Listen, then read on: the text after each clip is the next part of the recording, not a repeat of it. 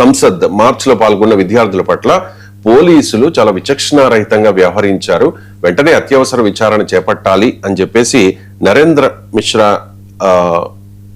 ఒక పిటిషన్ వేశారు సార్, విజ్ఞప్తి చేశారు సుప్రీంకోర్టుకి. సో ఢిల్లీ పోలీసుల లాఠీ చార్జ్ వీడియోలు చూడాలి అని చెప్పి ఆ న్యాయవాది అడిగితే సిజేఐ ఇచ్చిన స్పందన, మా టైం వేస్ట్ చేయొద్దు, ఆ వీడియోలు మేము చూడము అని చెప్పేసి, వీడియోలు చూసే సమయం తమకు లేదు అంటూ సిజేఐ కమెంట్ చేశారు సార్. ఇంతటి అహంకారం మంచిది కాదు అని చెప్పేసి కాక్రోచ్ జనతా పార్టీ ఆరోపిస్తోంది. ఏంటి సార్, అంత సమయం ఉండదా? ఇది అత్యవసర విచారణ చేపట్టాల్సిన అంశం కాదా?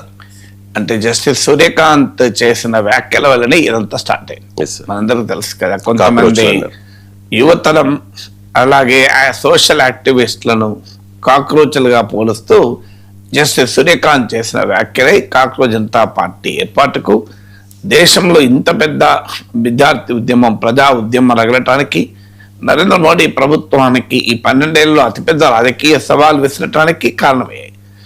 అందువల్ల ఆయనలో ఎక్కడో ఒక చోట ఆ ఫీలింగ్ ఉండొచ్చు, నేను చేసిన వ్యాఖ్య వలన ఇదంతా జరిగింది కదా అని. కానీ ఆ ప్రాసెస్లో ఆయనకు ఒక అవకాశం కూడా ఉండే. గతంలో చేసిన వ్యాఖ్యల మీద వివరణ కూడా ఇచ్చారు, నా ఉద్దేశము అది కాదు అని. ఇప్పుడు ఒక మంచి అవకాశం ఉండేది కదా. గతంలో తాను చేసిన వ్యాఖ్యలు నిజంగానే బై మిస్టేక్ చేసి ఉంటే, పొరపాటున చేసి ఉంటే, తొందరలో చేసి ఉంటే, ఏదో ఆవేశంలో చేసి ఉంటే వాటిని సరి చేసుకోవటానికి ఇప్పుడు నిరసనకారుల పక్షాన ఉండటానికి ఒక మంచి అవకాశం వచ్చేది. కానీ ఆ అవకాశాన్ని కోల్పోవడమే కాకుండా మళ్ళీ గతంలో తాను చేసిన వ్యాఖ్యలను మించి ప్రజల్లో ఆగ్రహం తెచ్చేటువంటి వ్యాఖ్యలు చేశారు. సో మేము దీని వీడియోలు చూసే సమయం ఉండదు. ఏం రీల్స్ అంటే ఎంటర్టైన్మెంట్ రీల్స్ చూడమని అంటలేరు కదా. ఇప్పుడు మీకేమన్నా సినిమా వచ్చింది జననాయకన్, ఆ రీల్స్ చూసారా సార్ అంటే నాకు అంత సమయం ఉండదు అంటే ఓకే, అర్థం చేసుకోవచ్చు. ఐపీఎల్ మ్యాచ్ జరిగింది, ఆ మ్యాచ్లో వైభవ్ సూర్యవంశీ అద్భుతంగా ఆడాడు సార్, మీరు చూసారా అంటే నాకు క్రికెట్ చూసే సమయం ఉండదు అనుకోవచ్చు. ఇప్పుడు వీడియోలు చూడు అంటే దీనికోసం ఇటువంటి ఎవిడెన్స్ అని కదా. మరి న్యాయమూర్తులకు ఎవిడెన్స్ చూసే సమయమే లేకపోతే మనకి ఏ సమయం ఉంటుంది? ఇదే మ్యాటర్ అయిన రీల్స్ ఏదో ఎంటర్టైన్మెంట్ కూడా చూసి మీరు మీ రెఫరెన్స్ కొరకు అట్లా అనలేదు కదా. పోలీసులు పిల్లల పైన ఎక్సెసెస్ ప్రయోగించారు, ఇది పిల్లలు కొట్టారు, తలలు పలిగాయి, వెంటిలేటర్ల పైన ఉన్నారు, చాలా సీరియస్గా ఉంది పరిస్థితి, దేశ రాజధాని అట్టుడుకుపోతోంది. ఇలాంటి పరిస్థితుల్లో లక్షల సంఖ్యలో విద్యార్థులు రాజధాని చేరుకుంటే, పార్లమెంటు కుదిపేయబడుతుంటే, మీడియా అంతా అదే రాస్తుంటే, దేశమంతా అదే చర్చిస్తుంటే, సోషల్ మీడియాలో కంప్లీట్ గగ్గోలుగా ఉంటే, సుప్రీంకోర్టు చీఫ్ జస్టిస్ ఇవన్నీ నాకు సంబంధం లేదు, నేను పట్టించుకోను, నేను చూడను, నాకు సమయం లేదు అంటే ఇంకేమైనా న్యాయం ఉంటుందా?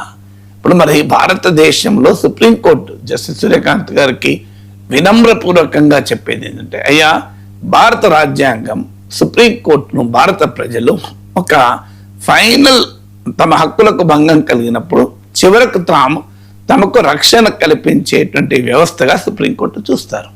మీకు అందుకే ఆర్టికల్ 32 లాంటి రాజ్యాంగ నిబంధనలు ఉన్నాయి.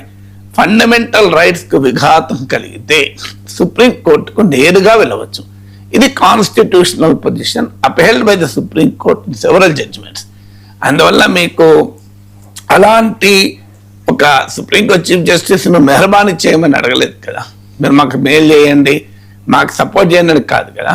అయ్యా మా పిల్లల ఫండమెంటల్ రైట్స్ కాలరాయబడ్డారు, people protest is a fundamental right, దాంట్లో పోలీసులు ప్రత్యక్షంగా పరోక్షంగా ఇంటర్వ్యూన్ అయి దీన్ని హింసాయుతం చేశారు, మీరు కావాలంటే వీడియోలో సాక్ష్యం ఉంది, సాక్ష్యం చూసి నా హక్కులకు రక్షణ కల్పించండి అని అడిగితే నాకు సమయం లేదు అంటే మరి దేనికి సమయం ఉంటుంది? సుప్రీంకోర్టుకు అర్నబ్ గోస్వామిని అరెస్ట్ చేస్తే సుప్రీంకోర్టు విత్ ఇన్ అవర్స్ ప్రత్యేకంగా సమావేశమై అర్నబ్ గోస్వామిని విడిచిపెట్టారే.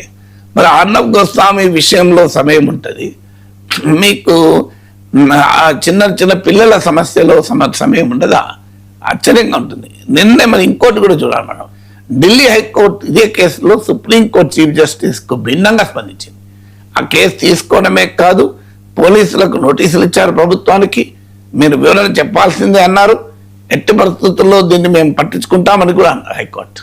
అంటే మన దేశంలోనే సుప్రీంకోర్టు ఒక రకంగా స్పందిస్తే హైకోర్టు మరో రకంగా స్పందించింది. దీన్ని కోర్టులో తప్పుగా భావించకూడదు, మనం సుప్రీంకోర్టు మొత్తానికి ఇది ఆపాదించకూడదు. Individual judges social commitment, individual judges commitment to human rights, individual judges commitment to constitutional rights, వీటిని ఆ జడ్జిలకు ఉండాల్సిన అవసరం ఉంటుంది.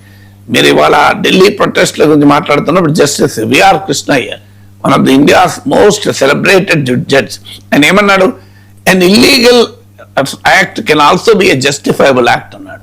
అంటే చట్ట విరుద్ధమైన చర్య కూడా న్యాయసమ్మతమైన చర్య కావచ్చు అన్నాడు. ఇప్పుడు ప్రభుత్వం ఏమని డిఫెండ్ చేసుకుంటుంది, మేము నిషేధాజ్ఞలు విధించాం, మేము పార్లమెంట్ వైపు వస్తానంటే అడ్డుకున్నాం, ప్రధానమంత్రి భద్రతను కాంప్రమైజ్ చేశారంటారు. కానీ అవన్నీ ఇల్లీగల్ కావచ్చు కోర్టు చట్టాల ప్రకారం, భారత చట్టాల ప్రకారం, కానీ అది జస్టిఫైబుల్ అవుతుంది. ఎందుకంటే this is a justifiable anger. ప్రభుత్వం స్పందించినప్పుడు ఈ పరిస్థితి వచ్చింది. మొదటి రోజు రాలేదు కదా పార్లమెంట్కు, 24 రోజులు 23 రోజుల పాటు ప్రభుత్వం ఏమాత్రము పట్టించుకోకపోతే, సోనం వాంగ్చుక్ ఆరోగ్యం దిగజారుతుంటే, వేల సంఖ్యలో విద్యార్థులు ఢిల్లీ ప్రవీధుల్లో నిరసన తెలుపుతుంటే ప్రభుత్వం పట్టించుకోనప్పుడు ఏం చేయాలి? అందుకే చలో పార్లమెంట్ ఇచ్చారు. నేను చలో పార్లమెంట్ నేరమా? బీజేపీ ప్రతిపక్షంలో ఉన్నప్పుడు ఇండియా అగెన్స్ట్ కరప్షన్ చేయలేదు ఉద్యమం. ఎమర్జెన్సీకి వ్యతిరేకంగా లోక్ నాయక్ జయప్రకాష్ నారాయణ నాయకత్వంలో ఉద్యమం చేయలేదా? అన్నా హజారే ఉద్యమంలో బీజేపీ ప్రతినిధులు లేరా? అందువల్ల తాము అధికారంలో ఉన్నప్పుడు వ్యవహరిస్తున్న తీరు క్వశ్చనబుల్. అందువల్ల న్యాయ వ్యవస్థని ఈ రకంగా స్పందిస్తే, మీరు ప్రశ్నిస్తే మీరు కాక్రోచ్లను అవమానించడం, తర్వాత వాళ్ళని పోలీసులు కొట్టారంటే నాకు వీడియోలు చేసే సమయం లేదు, నా సమయాన్ని వృధా చేయకండి, మాకు ఇంట్రెస్ట్ లేదు, దెన్ ఎక్కడికి పోవాలి పౌరుడు? సుప్రీంకోర్టు చీఫ్ జస్టిస్ ఈ రకంగా ప్రభుత్వాన్ని పైన పౌరులు అడుగుతున్న ప్రశ్నల పట్ల స్పందిస్తే ఈ దేశంలో ఇక న్యాయ వ్యవస్థ పైన నమ్మకం పోయే ప్రమాదం ఉంటుంది కదా. ఫార్చునేట్లీ హైకోర్టు చాలా బాగా స్పందించింది. అందువల్ల సుప్రీంకోర్టు చీఫ్ జస్టిస్ ఈ వ్యాఖ్యలు చేయడం చాలా దురదృష్టకరం. ఆయన స్థాయి, ఆయన పొజిషన్ కు ఇవి మీకు అలంకరణ మాత్రం కావు. చిన్న బ్రేక్ తీసుకుందాం సార్, చిన్న బ్రేక్ తీసుకుందాం. బ్రేక్ తర్వాత ఇదే అంశానికి సంబంధించి ప్రొఫెసర్ గారి విశ్లేషణ కొనసాగుతుంది. స్ట్రేట్ చూడండి. ఏమైంది బాబు?